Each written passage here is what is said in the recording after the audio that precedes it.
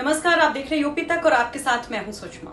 इस कोरोना काल में चुनाव तो हो गए, नतीजे भी आ गए, लेकिन इन चुनावों ने कुछ परिवारों को कभी ना भूलने वाला ऐसा जख्म भी दिया जिसकी टीस ताउम्र उठती रहेगी। कोरोना के दौरान हुए चुनाव में लगे कई शिक्षकों की जान चली गई। उसमें से एक थे नीरज बहराइच में सरकारी टीचर थे।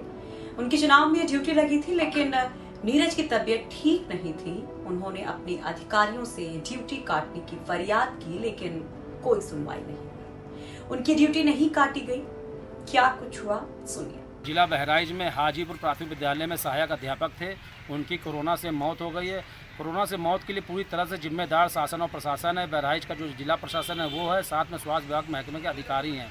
क्योंकि हम आपको बता दें, जिस तरह की समस्या सामने आई वो तमाम अधिकारियों से गुहार लगाई गई। मेरा भाई बीमार चल रहा था।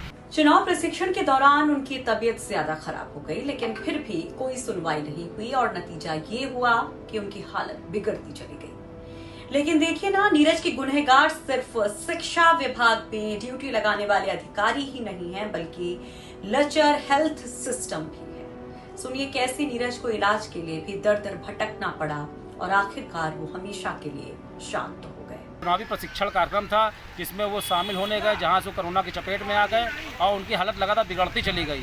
उनको जिला बहराइच में इलाज नहीं मिल पाया। सरकारी अस्पतालों में या प्राइवेट में जहां भी वो गए वहां पर ये कहा गया कोविड-19 की अगर रिपोर्ट है पॉजिटिव तभी आपको इलाज मिलेगा। उन्होंने घर पर अपने स्तर से जो इलाज हो सकता था किया। इतनी क्रूरता कि घर पर पहले से ही नीरज की पत्नी की तबीयत ठीक नहीं थी, तो खुद की तबीयत भी जवाब दे रही थी। वो मेडिकल लीव के लिए अप्लाई करते हैं, लेकिन कुछ नहीं होता।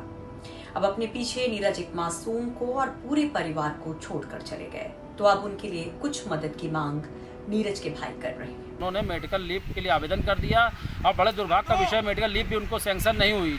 उसके बाद वो कानपुर आ गए मजबूरी में अपने घर। जब यहाँ पर आए तो उनका स्वास्थ्य गड़बड़ था, तो उन्होंने 22 तारीख को यहाँ पे सरकारी लैब से कोरोना की जांच कराई। उसकी रिपोर्ट नहीं आ पाई कई दिन तक, तो उसके बाद परेशान हो गए। उन्होंने ज्ञान पैथोलॉजी से प्राइवेट लैब से जांच कराई। वहाँ की रिपोर्ट जब तक आई तब तक उनकी हालत काफ़ी गंभीर हो चुकी थी। अचानक 26 अप्रैल को उनको लीलामणि अस्पताल में भर्ती कराया गया। काफ़ी शोर सिफारिश लगाने के बावजूद, क्योंकि पूरे ज़िले में कहीं ना अस्पताल में बेड है ना ही ऑक्सीजन है, और ये पूरे प्रदेश की समस्या है। कानपुर की अगर बात करें तो यहाँ पर स्थिति तो ऐसी थी कि मेरे भाई को भटकना पड़ा। तड़पती हुई हालत में उसको एडमिट किया गया new Leelamani hospital Civil Lines में। वहाँ पर उसके बाद उसको आईसीयू में रखा गया। उनकी पत्नी को नौकरी दिया जाए, और कोविड की वजह से उनकी मौत हुई है। चुनाव ड्यूटी लगाई गई तो उसमें उनको चुनावी प्रशिक्षण कार्यक्रम की वजह से उनकी हालत बिगड़ी है। इस वजह से उनको 50 लाख रुपए का मुआवजा दिया जाए। तो नीरज तो चले गए, और उनके जैसे कितने शिक्षकों ने इस चुनाव पर कुर्बानी दे दी, या यूं कहिए कि उनके इस सड़े हुए सिस्टम ने हत्या कर दी, जिसको लेकर हाईकोर्ट तक दरवाजा खटखटाया गया। लेकिन सवाल वही है कि ऐसे परिवारों के जख्म क्या कभी भर पाएंगे? फिलहाल तमाम अपडेट के लिए आप देखते रहिए यूपी तक।